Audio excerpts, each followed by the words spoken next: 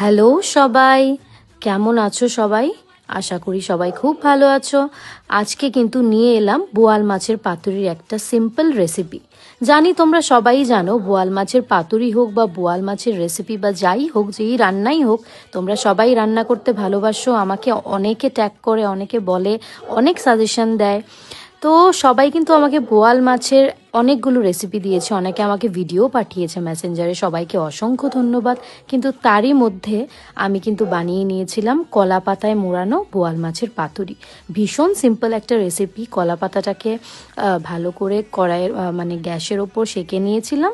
তারপর প্রত্যেকটা মাছকে কিন্তু একদম সিম্পলভাবে শুধু সর্ষে, কাঁচা লঙ্কা আর পেঁয়াজ ওগুলোকে পেস্ট করে সর্ষার তেল দিয়ে তারপর কলা পাতার উপরে মাছগুলোকে দিয়ে একটু একটু একটু একটু করে ভালো করে মশলাগুলো মাখিয়ে নিয়েছিলাম। তারপর আর কি, সুতো দিয়ে বেঁধে নিলাম।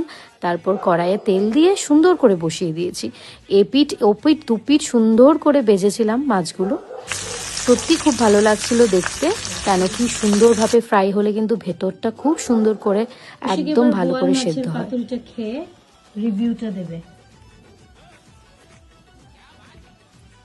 বাহ, দেখতে তো খুব সুন্দর লাগছে। বাকিটা খেয়ে রিভিউটা দাও। একদম কলা পাতায় মোড়ানো, আর সাইজটা দেখেছো কি বড়? সাইজটা অনেক বড় বোয়াল মাছের পাতুরি।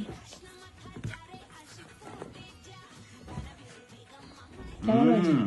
সত্যি ভালো আছে, দারুন দারুন। আর এই রেসিপিটা আশা করি সবাই জানো। কলা পাতায় মোড়ানো বোয়াল মাছের পাতুরি খুব টেস্টি, সবাই ট্রাই করতে পারো।